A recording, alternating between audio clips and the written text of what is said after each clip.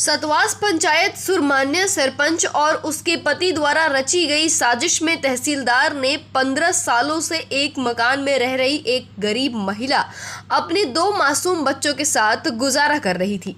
तभी सतवास तहसीलदार ने उस मकान पे बिना नोटिस जारी किए मकान को जमींदोज कर दिया।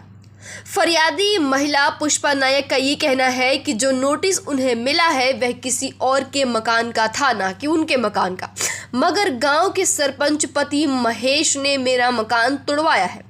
पीड़िता पुष्पा नायक का ये कहना है कि मेरे जिस मकान को तोड़ा गया उस मकान के प्रमाण मेरे पास अभी भी हैं, लेकिन फिर भी उस मकान को तोड़ दिया गया। पुष्पा नायक का ये भी कहना है कि मकान तोड़ने के बाद मेरा कुछ कीमती सामान भी जब्त कर लिया गया है, जिसमें एक अलमारी है और उसमें कुछ कीमती रखे आभूषण थे जो वापस नहीं किए गए हैं। सरकार गरीबों को मकान में रहने के लिए दे रही है। गांव के सरपंच पति ने अपनी पत्नी के सरपंची पावर की में एक गरीब महिला और उसके परिवार को बेघर करवा दिया। सूत्र के अनुसार पता चला है कि पीड़ित पुष्पा नायक इंदौर में प्राइवेट मजदूरी कर अपने परिवार का घर गुजारा कर रही हैं और सरकारी भूमि पर प्रमाणित दस्तावेजों के आधार पर छोटा सा मकान बनाए 15 सालों से वहां वो रह रही थी और गुजारा कर रही थी।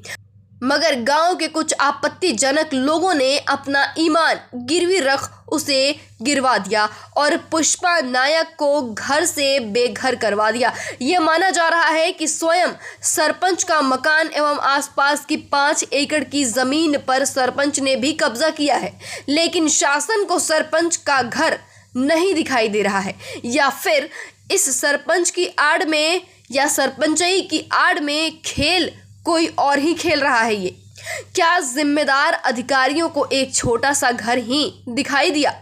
फिर इसमें भी कई दबंगों की चाल रही है।